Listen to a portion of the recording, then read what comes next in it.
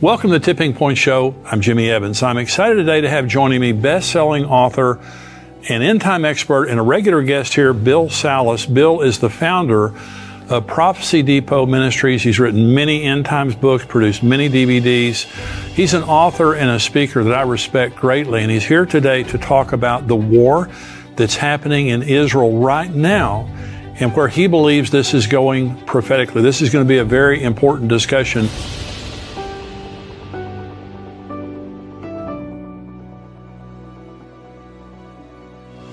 Well, Bill, you have the perspective on, Israel and Bible prophecy really like no one I've ever seen. You talk about the Psalm 83 war, Gog and Magog, all of the coming wars, the present wars. But you have a perspective, and you were on the program not too long ago talking about the Psalm 83 war specifically. But I've heard you recently talking about Zechariah 12. And this is something that I think Zechariah 12 is a very common end-time scripture that talks about Jerusalem, Judah and Jerusalem. But why don't you start by talking about your perspective on Zechariah 12 concerning the present time? Absolutely, Jimmy. I'm watching Zechariah 12, 1 through 6 very closely because I think it's about to find fulfillment. And what it's telling us is that the Arab-Israeli conflict is going to conclude militarily, not through politically brokered peace deals. Of course, as we air this program right now, the whole world is clamoring at a fever pace for a two-state solution. But that's not biblically endorsed, and Benjamin Netanyahu and his administration are vehemently opposed to that for justifiable reasons, Jimmy. That's exactly right. You think there's going to be a military solution in the near term? I do, because when we look at what happened on October 7th with the Hamas massacre, it appears that Pandora's box was opened in the Middle East. The genie got out of the bottle. It's not going to be put back into the bottle, and the lid's not going to be closed on Pandora's box. I've been watching for a long time to see if some of the prophecies involving the Israeli Defense Forces, who exist in numerous biblical prophecies, I've been watching to see when those things might find their final fulfillment. And presently, I'm thinking that time is about now, Jimmy. I think that the military wars are about to happen that conclude the Arab-Israeli conflict. Let's talk about kind of where we are now and kind of progressing forward. Now, so the Psalm 83 war is a war between Israel and their surrounding neighbors, okay, their immediate neighbors. And so obviously, we've seen in the news where Israel's now fighting a 7-front war, basically a 360 war. And so talk about the Psalm 83 war and what you believe is going to happen between now and when there is a military result. Yes, I think there's a sequence of events that are probably going to happen that will conclude with the climactic war, final battle over Judah and Jerusalem in Zechariah 12. But as far as Psalm 83 goes, just for your viewers who are maybe not that familiar with it, have maybe perhaps not seen our prior programs, Psalm 83 talks about a confederacy of the Arab states and terrorist populations within them that surround Israel. It was written about 3,000 years ago by the worship leader of King David, Asaph, but who was also a prophet, we're told in 2 Chronicles 29:30. And he predicted that the time would come where Lebanon, where of course you have Hezbollah, Syria, Iraq, Jordan, Egypt, Saudi Arabia, the Palestinians, in ancient Edom, now they're Palestinian refugees today, the Gaza, where the Hamas are, that they would come together in a confederate effort to cut the nation of Israel off, that the name of Israel would be remembered no more. And of course, we saw a precursor of that in 1948, but that did not fulfill the prophecy. So ultimately, we're looking for that prophecy to find a final fulfillment. And when it does, it enables Israel to dwell securely in the midst of the land, a peaceful, tranquil people. They can tear down the walls that they've got inside of Israel and surrounding Israel. And that sets the stage for another big prophecy, Ezekiel 38 and 39, that deals with countries that form an outer ring of countries, don't share common borders with Israel, including Russia, Turkey, and Iran, and more. And most of your viewers may be familiar with that prophecy. But that prophecy is very important because that's the one that God's going to stop supernaturally. It's too formidable of an offense for Israel to stop it with their defense forces. God will stop it with a great earthquake. That earthquake will cause panic among the troops. It says every man's sword will be against his brother.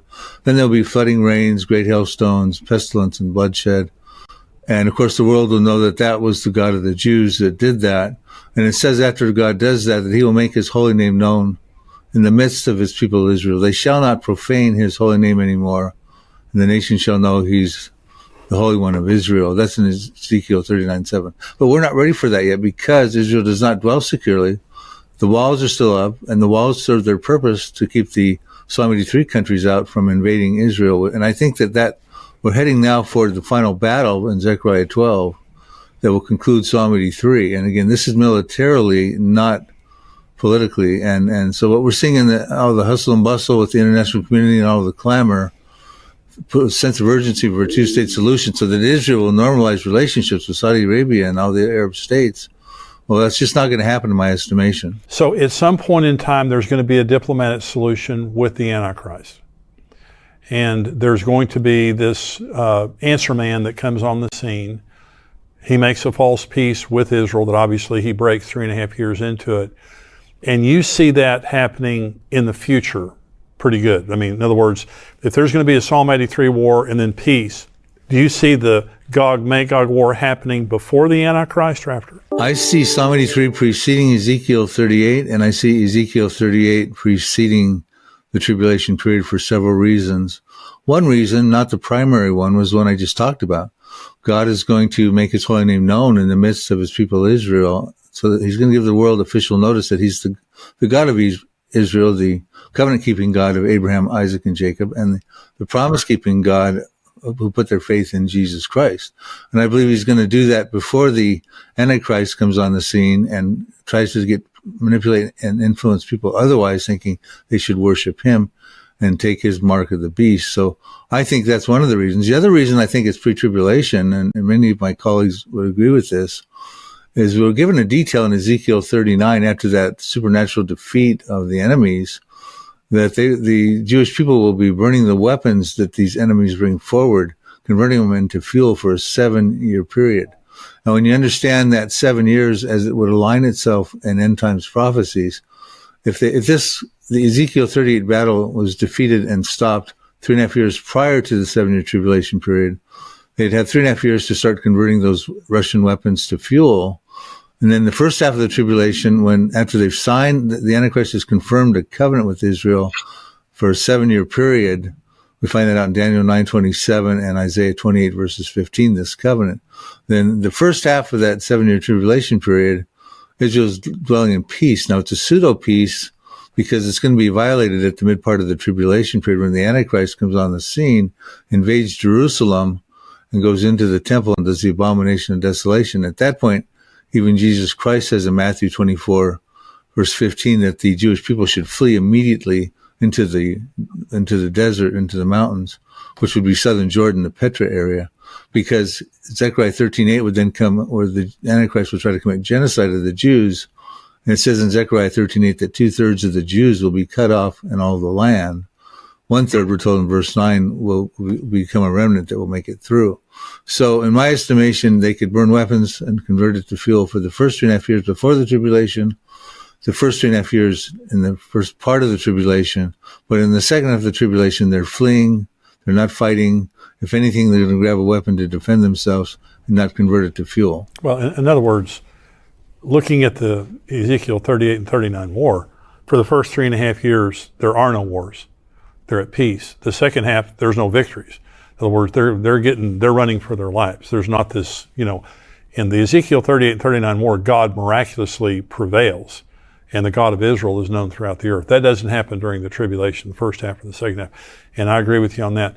Well, let's go back. The Israel is under incredible pressure from the world, and now the Biden administration is also ratcheting up the pressure, basically telling Israel when this Hamas war is over with, including a ceasefire before they invade Rafah, that the United States is ready to unilaterally recognize the Palestinian state. 139 nations of the United Nations already recognize the Palestinian state. And so America is now saying that we're ready to do that. I believe it was last Sunday, the cabinet, Netanyahu's cabinet, voted that they would not recognize any recognition of a two-state solution by the rest of the world. So this is They're under a lot of pressure. So you think that this is an opportunity now for the Israeli Defense Forces to kind of take over? Well, like I said, I don't think there's any way to turn back the clock now with the prophecies. The stage has been set for quite some time. But at this point, I think that we're going to find a fulfillment of Psalm 83, probably Isaiah 17, the destruction of Damascus, maybe Jeremiah chapter 49, verses 34 through 39, where we see a disaster in the west coast side of Iran, another prophecy involving Iran versus Ezekiel 38. So I do see these things all coming into play. The push of the Biden administration is just putting lipstick on the same political pig. In other words, Clinton tried to do it in Camp David in 2000. That failed miserably when Ehud Barak was the prime minister and Yasser Arafat was in charge of the Palestinian Authority. George Bush tried followed those same failed presidential footsteps, 2006, 2007 time frame. John Kerry, as the Secretary of State in 2013, 2014, tried the same thing with the Obama administration. This is nothing new. In order for Saudi Arabia to normalize relationships, they're going to ask for a two-state solution. That's the big carrot. They want Saudi Arabia to join the Abraham Accords and normalize relationships with Israel. But they're going to force the Arab Peace Initiative of 2002, which they put forward, Saudi Arabia, which has some real no-goes for Israel. And it includes a new problem, too.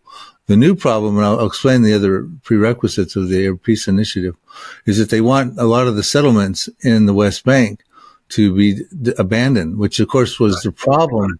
That's what the problem with the Gaza in 2005 was. They abandoned the Gaza, and now look what they had to do to survive. They went through the massacre. Now they're fighting inside the Gaza to try to, have security in the nation. But it also calls for an East Jerusalem to be the capital of the Palestinian state, right of return of the Palestinians back into all of Israel proper, not just the West Bank.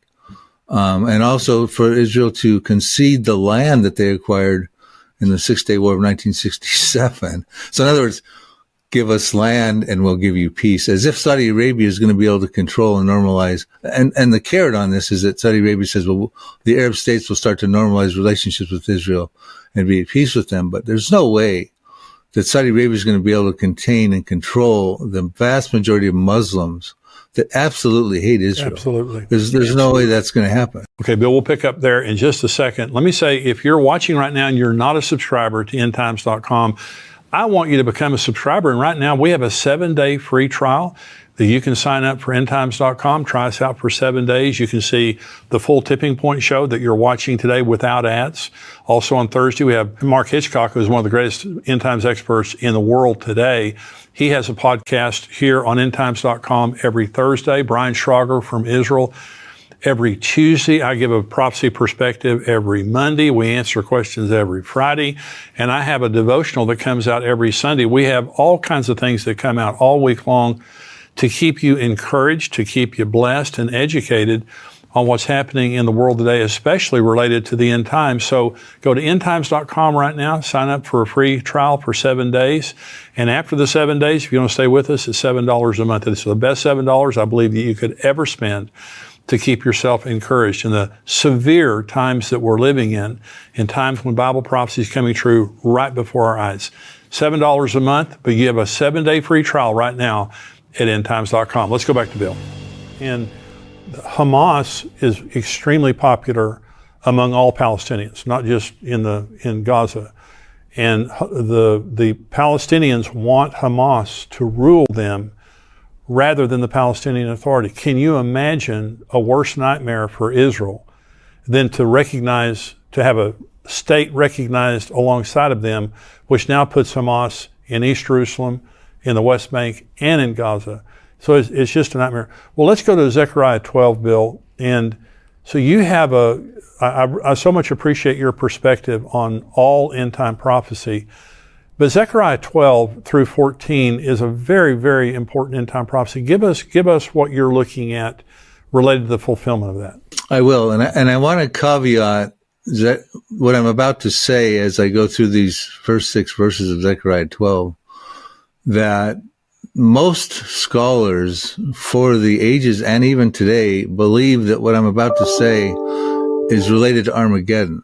Or I believe it's not. I believe it's a separate and entirely different siege that takes place inside of Judah and Jerusalem versus the one that happens in Zechariah chapter 14, verses 1 through 3, which is dealing with all the nations that captured Jerusalem in those passages. And time permitting, we can compare that.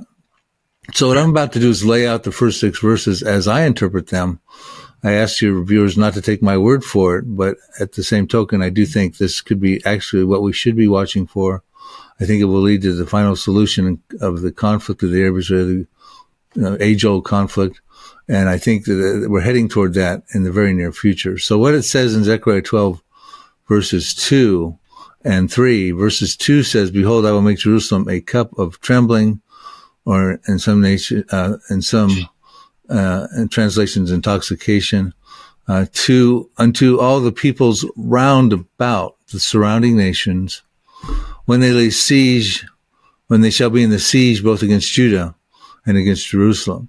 So we have a siege that's forthcoming, and it's not involving all the nations of the world. It's involving the surrounding nations. Every translation that you look at will tell you it's involving the surrounding nations. And the Hebrew word is sabiev. And it clearly talks about the neighborhood, the neighbors around Israel. The surrounding nations at some point are going to lay a final siege against Judah and Jerusalem. Now, it's going to be an unsuccessful siege, and I'll tell you why in just a moment. But that is what they're going to do. Remember, Jerusalem is the third holiest city in Islam. Of course, it's where the Temple Mount is, and the Dome of the Rock, and the Al-Aqsa Mosque. And even though it's not mentioned at one time in the Quran, they still hold fast to the fact that that's their third holiest city. Now, when this siege takes place, the international community is going to go in an uproar and meddle. And it says in the next verse, "And in that day I shall make Jerusalem a burdensome stone for all people, all that burden themselves with it," all those that meddle, the United Nations, the international community, etc., that meddle with it, "shall be cut into pieces, though all peoples of the earth will be gathered," or in some translations, assembled against it. So what I see happening there is that the Arab states, the surrounding peoples, are going to make a final ditch effort to take over Israel, namely Judah and Jerusalem, the capital. And they're going to try to lay siege, and they're going to have support, the full support of the international community. To do that, the international community is going to meddle. God saying, "Don't do that. I'm making Jerusalem a cup of trembling. I'm making it a cup of trembling. Don't get involved. It's going to be a burdensome stone. If you attempt to, it will sorely wound you or cut you into pieces," in some translations. So that's what the stage is being set for. Now we currently see, I'm going to give you an example. This is where most people would say, well, it says all nations, Bill, in verse 3. Why can't they be all the nations in Zechariah chapter 14 or Joel 3 or Armageddon in Revelation 19 or Revelation 16? And I'll give you some quotes in a moment. But I think what we need to understand here is in modernity, there's precedence for the international community meddling with Judah and Jerusalem, especially Jerusalem. I'll talk a little bit about the history if I can, Jimmy, and then we'll see how it's more than intensified now than ever, like you mentioned with the Biden administration and the whole world clamoring for a two-state solution. But we start back in 1947 with UN Resolution 181, which was the partition plan, which called for Israel to become a nation. The United Nations approved that. 1948, of course, the Arabs didn't vote for the Israel to become a nation. They voted against it. And they went to war against Israel in 1948. But in the UN Resolution 181, it called for Israel to be restored as a nation, but Jerusalem was to be an international zone. They were already meddling even back when Israel became a nation. Of course, in 1967, the Six-Day War, Israel won that war. Egypt, Jordan, and Syria had joined from the Psalm 83 countries, and Israel won that war in 6 days. And they took over all of Jerusalem.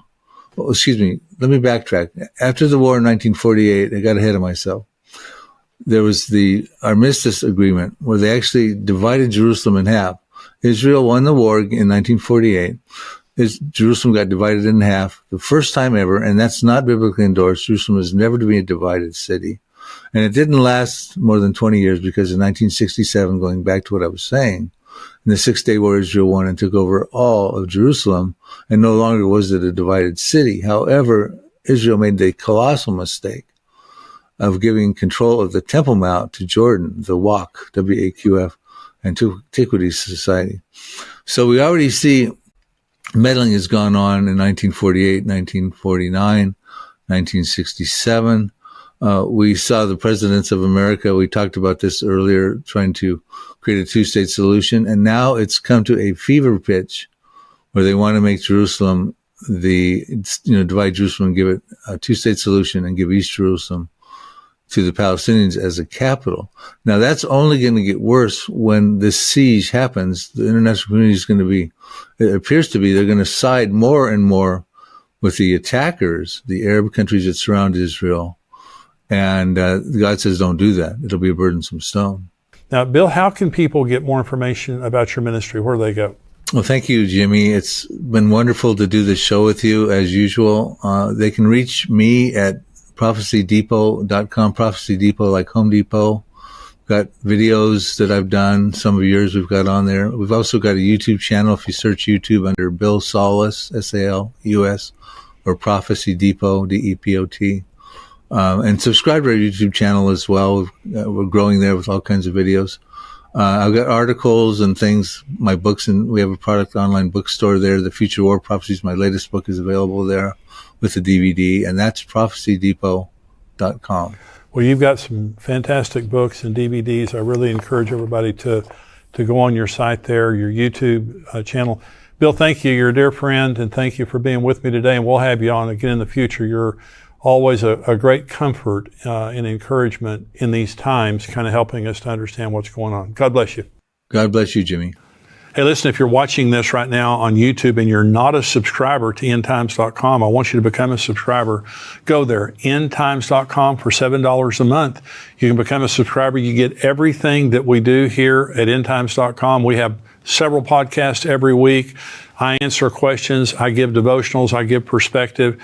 In these severe times that we're living in, it's just good to have someone to encourage you and educate you on constantly changing events that are happening in the world right now. Go to endtimes.com. We have a 7-day free trial if you want to check us out. If not, just go ahead and sign up. $7 a month. It will bless you. It will bless us. We love it when people become subscribers because you give us the financial basis through which we can continue coming back to you and also expand this ministry. Thank you for joining me today. I'll see you again next time.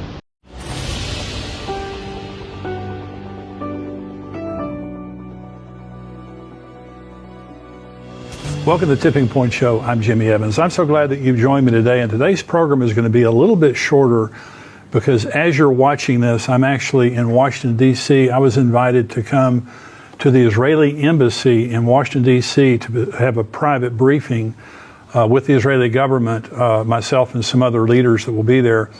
And one of the reasons that they're doing this is because there's so much misinformation going on concerning October 7th. And we wrote an article and posted it on endtimes.com talking about a major movement right now that is accusing Israel of planning this entire attack on October 7th, orchestrating the kidnapping and the killing of their own people as a pretext of them invading Gaza, which is absolutely ridiculous. Unfortunately, it's gaining a lot of traction on social media, on TikTok, other places. There's been a lot of this is going around. Now we're seeing the pro-Palestinian rallies where they're actually saying that Israel is the one who did this. They're either saying it didn't happen or Israel's the one who did it. They're behind all this. You know, when it comes to Israel and anti-Semitism, people just are crazy. And I've said this before, anti-Semitism is not an ideology. It's not a belief. It's a spirit. It's demonic. Because no one can really articulate why everybody hates the Jews. And I'll tell you why everybody hates the Jews is because they came from God, because they hate God.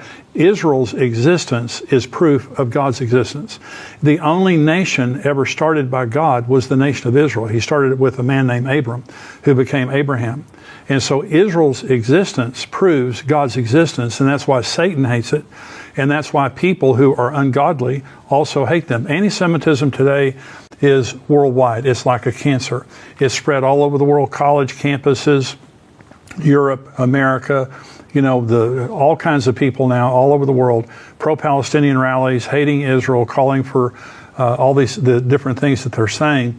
But now what they're saying is it didn't actually happen. Babies weren't beheaded, little girls and old women weren't raped, and all these people weren't murdered. And if it did happen, the Jews are responsible for it. So I'm as you're watching this right now, I'm actually in Washington, D.C., and I'll be at the Israeli embassy. And they're going to show us footage from October 7th. And that's something I'm not looking forward to seeing. But one of the reasons that they want us to see it is because they want to prove that it actually happened. And it was not the Israelis that did it. It was Hamas that did it. And unfortunately, when these attacks happened on October 7th, because of technology and the way that it is right now, they actually were live feeding the killing of the Jews, the unbelievable carnage that happened when over 1,000 terrorists invaded in the early morning hours the kibbutzes and also just the areas around Gaza there. And see, one of the reasons that they weren't expecting this is because Hamas had been telling Israel that they wanted to normalize relationships and they wanted to enter into a ceasefire. And Israel's never broken a ceasefire. Anytime that there's a ceasefire between Israel and the Palestinians or Hamas, they've always honored it. Every ceasefire that's been broken has been broken by Hamas or by the Palestinians. So Israel thought that they had peace with Hamas. And in the early morning hours, they came in and just did this unbelievable thing that they did. There's still many hostages that they're holding in an unbelievable way to manipulate Israel, to try to manipulate Israel, but it's not having the intended effect because Israel is still conducting their raids on Gaza. And trying to destroy Hamas completely, and they will destroy Hamas, regardless of how long it takes them. They will destroy Hamas. But we're going to be watching this footage, and we're going to be they're going to be talking to us about, what they want us to do. One of the reasons I'll be there is because they want me to use my influence to help them. And one of the things I want to say to you who are watching this right now, and I know many of you, some of you may be on YouTube, but others you're endtimes.com subscribers. I just want to say to you, please help me in whatever influence you have to let people know that October 7th was real, and it was real. It actually happened. Babies were beheaded, old people were killed, young people were killed, women were raped. These hostages were taken. It was a shocking demonstration of just barbarianism that happened on October 7th. Israel didn't do it, and it actually happened. Those are the two things we need to let people know. And I told you a couple of weeks ago that there was a pro-Palestinian demonstration less than a mile from my house. And it was shocking to me. I was driving down the street with my granddaughters. They had taken me out to eat lunch. And we were driving down the street, and we saw this commotion up here on the side of the road, and we drove up there. And it was about 100 people, but more people were walking in from every direction. And they were waving pro-Palestinian flags and shouting that Israel was committing genocide in Gaza and that Israel was an apartheid state. And so all these kinds of things. It was shocking to me that it was happening in my neighborhood. The other thing that was shocking to me is how many cars were passing by honking in support of them. And this is what's happening. It's very popular to be pro-Palestinian right now. President Biden was giving a speech yesterday, and he was interrupted over a dozen times by these pro-Palestinian demonstrators that were demanding that they stop that they call for a ceasefire in Gaza. And so this nuttiness that's going on, this anti-Semitism that's going on right now, it's one of the major end-time signs, because Zechariah 12, Joel chapter 3, both say that at the very end, all the world will march against Jerusalem. All the world will march against Israel. That's Armageddon. And so, in the past, we've seen anti-Semitism. We've seen it raise its head. But some people would say, and many people have said to me through the years, Jimmy, are you really telling me that this tiny little nation in the Middle East, the size of New Jersey, would be so badly hated that the nations of the world would march against them? And that seemed a little illogical, maybe far-fetched a year ago. Right now, you can see it happening. And so this is an article here. So I'm asking you, first of all, pray for me. And the other leaders there, pray for Israel in the midst of all of this deception, all this anti-Semitism. But I'm asking you to pray for Israel and use whatever influence you have to let people know that this is real It was done by Hamas and not by the Israelis. Just whatever influence you might have, might be at school, might be at work, it may be with your friends, it may be with your family, or whatever, it may be online in social media. You stand on behalf of Israel. God says, I'll bless those who bless you, I'll curse those who curse you. And that promise is still true to this day. So let's be among the people who stand with Israel, blessing them and supporting them. But I'm talking about the nation of Israel and what's happening right now in the world. This is an article, and the headline is, EU threatens consequences for Israel's opposition to the Palestinian state. Consequences. Now, I read to you, this is a guy that I'm going to mention here in a minute that I've read to you before. His name is Joseph Borrell. And it says, EU diplomats said on Monday in Brussels that a two-state solution is the only credible path to peace between Israel and the Palestinians after earlier threatening consequences, quote, consequences, if Israel continued to oppose the plan. We have to stop talking about the peace process and start talking about the two-state solution process.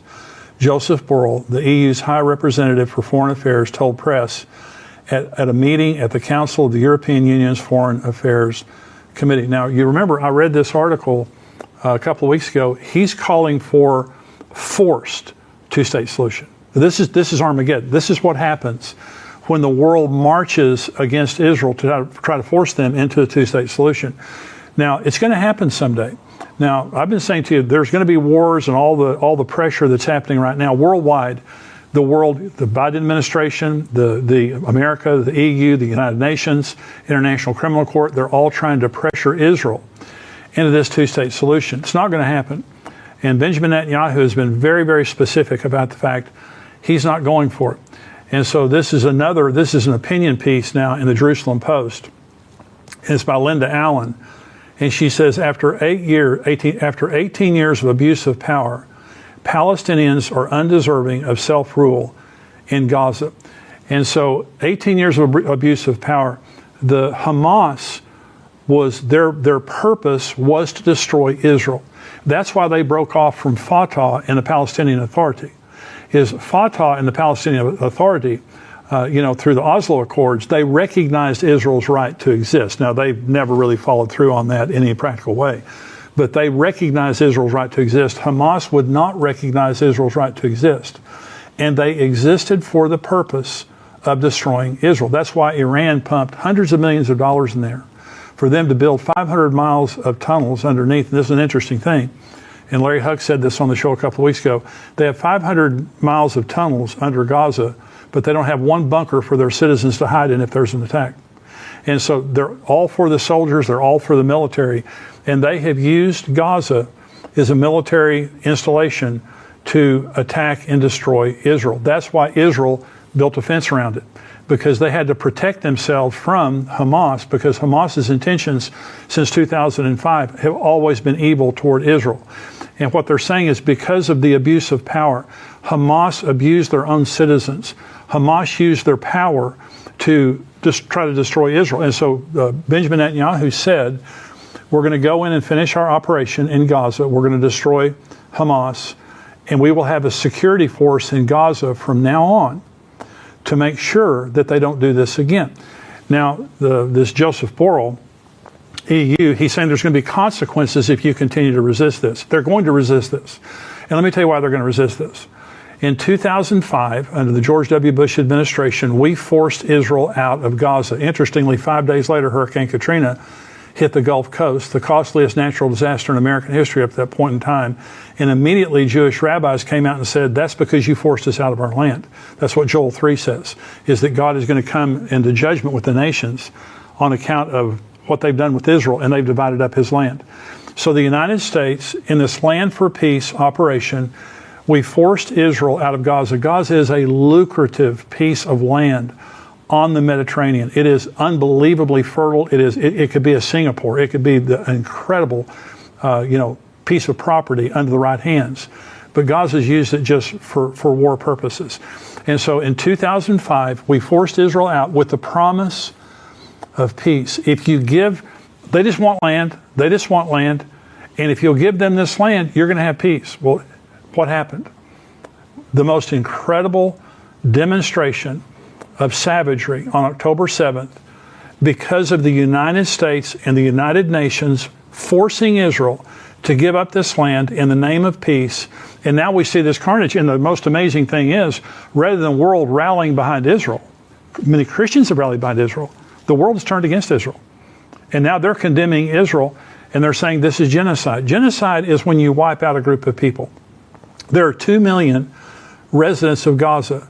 Right now, the last death toll I heard of the Israelis killing Hamas, and there's been some citizens that died, was 24,000. Okay, well, that's a little over 1%. Genocide is 100%. You go in and you just kill people.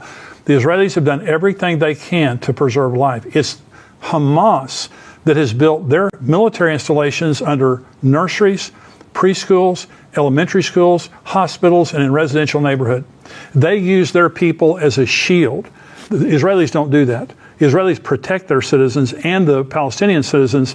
They don't go in and just carelessly kill civilians. And that's why the Biden administration has supported the operation in Gaza until now. And so when people are saying the word genocide, they don't know what the word genocide says. The International Criminal Court right now has Israel on trial for genocide. And what Israel said to the International Criminal Court is, find out what the word genocide means. The Israelis could kill every person in Gaza in one morning. It wouldn't even take them to noon to do it. They've got the military capability and power. They could kill them all. And so if they were committing genocide, they would just do it in one day and get it over with. They are very carefully trying to find the military installations and the Hamas terrorists and to kill them and to destroy them without harming the citizens. So this issue of genocide is nonsense. Then they're also saying that Israel is an apartheid state. Okay, apartheid, and we know that from South Africa, because in South Africa, before Nelson Mandela, only white people could rule in South Africa. That's apartheid. Apartheid means one group of people are in control and everyone else is excluded and they don't get control. That's apartheid. Okay. Did you realize that 30% of Israeli citizens are non-Jews? We saw yesterday on Brian Schrager interviewed this Arab journalist, and he was talking about there's 2 million Arab Israeli citizens. The Knesset is their government. It is a democratic government in Israel. Most governments in the Middle East are all dictatorial. And so they have a representative democratic government made up of Jews, Arabs, Muslims, and Christians. That's not apartheid. Apartheid means only Jews can be in control. If Israel was an apartheid state, they wouldn't allow a representative government of non-Jews being in control.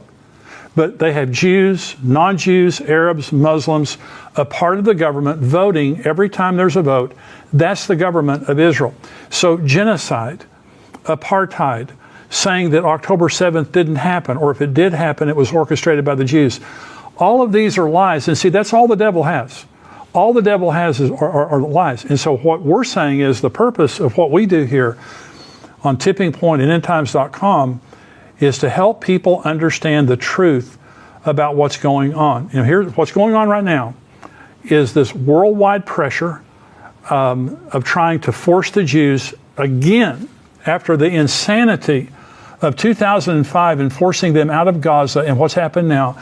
We're trying to force them again to give up Gaza, East Jerusalem, and the West Bank to the Palestinians and the Palestinian Authority. And so they're saying we're not going to do it. It's just not going to happen. And so Joseph Borrell of the EU said, let's do it forcibly. Let's force them to do it. This will happen one day. Okay, the United Nations hates Israel. The United Nations has censored Israel more than all other nations of the world combined. They hate Israel. And I've said this before, they should be called the anti-Israel club. They hate Israel. And that's because all the nations of the world are turning against Israel. Thank God that the United States has helped Israel militarily and have stood with them during this time. However, we are trying to force them into a two-state solution. And Anthony Blinken, our Secretary of State, visited Saudi Arabia last week, and Saudi Arabia said, we would like to normalize relationship with Israel, but it will require them entering into a two-state solution. And Anthony Blinken told the Saudi Arabia, yes, that's what we're working toward. We're getting there. We're about to have a two-state solution. And Benjamin Netanyahu came out and said, we're not entering into a two-state solution. We're not doing that again. We've already done that, and it doesn't work. We're not going to do that. So I believe where we are right now is worldwide anti-Semitism, worldwide pressure on Israel to give up the West Bank, East Jerusalem, and the Gaza Strip, which they're not going to do. I believe that an Antichrist figure is going to step onto the scene. When I say soon, it could be 10 years from now, 20 years from now. I don't see that happening. At some point in time, the Bible says that there's going to be this brilliant orator and brilliant tactician that steps onto the world scene and makes a deal with Israel. That's Daniel chapter 9, that he confirms a covenant with Israel for 7 years, and in the middle of the covenant, he breaks that covenant. He goes into the rebuilt temple in Israel and proclaims himself God. He's the Antichrist. Now, he won't show up as the Antichrist. He's going to show up as a brilliant answer man. And he's going to enter into a covenant with Israel that they think is a peace covenant, and they think is the answer. The world is going to celebrate the Antichrist. They're going to celebrate someone finally, made peace in the Middle East, something no one else has been able to do. He's done it. But in the middle of the covenant, he's going to break that covenant, and all hell will break loose. The Bible tells us in Zechariah 12, 13, 14 that 2/3 of the Jews will die. Jesus called it the Great Tribulation. He said there's going to be the abomination of desolation. He said then there will be great tribulation on the earth, so much so that if those days had not been cut short, no flesh would have survived. Listen, if you want to support us here at endtimes.com, there's two ways you can do it. One is by becoming a subscriber, $7 a month. You get the full Tipping Point show every week without advertisements, plus all the other podcasts and information that we have. We have updates from Israel every week. Dr. Mark Hitchcock has a teaching, a podcast every week, all kinds of things that we do. I answer questions. I bring a devotional every week, $7 a month. You can also give to us. You can go to endtimes.com right now. There's a donate button, and just give a gift. Nothing is too small, nothing is too large, and you can give a recurring gift. It's a huge blessing to us because we're in a war in the world right now spiritually. This is a very severe time. And I believe the most important message in the world right now is the gospel of Jesus Christ. And we preach the gospel and people get saved through this show. But also, we have our Tipping Point Conference coming up, our Prophecy Conference coming up September 20th and 21st. The tickets are on sale right now. We have tickets. You can come physically. We also have live streaming that's available. Go to conference.endtimes.com. This is going to be a Friday night and all day Saturday. We're adding the Friday night. And we have Pastor Jack Hibbs. A lot of you are familiar with Jack Hibbs. He's very well known, has a television show that's on all the time. And a lot of you have been asking for us to have him. So he's coming to be a part. He'll be our keynote speaker on Friday night. I'll be there. Dr. Mark Hitchcock, Pastor Ed Young, Rabbi Jonathan Kahn, of course, Billy Crone will be there also. We have a big lineup. And we have coming this year Max Lucado. Max is a dear friend of mine. He is the #1 best-selling Christian author of all times. His books have sold more copies than any other books except the Bible. He is a brilliant teacher, and he's going to be teaching. He's written books and speaks on the end times. You're going to want to hear him. He's going to be fascinating. So we've got a great lineup of speakers. I want you to be a part of it. So go right now to conference.endtimes.com. You can select your seat there. We have all different kinds of pricing and seats available.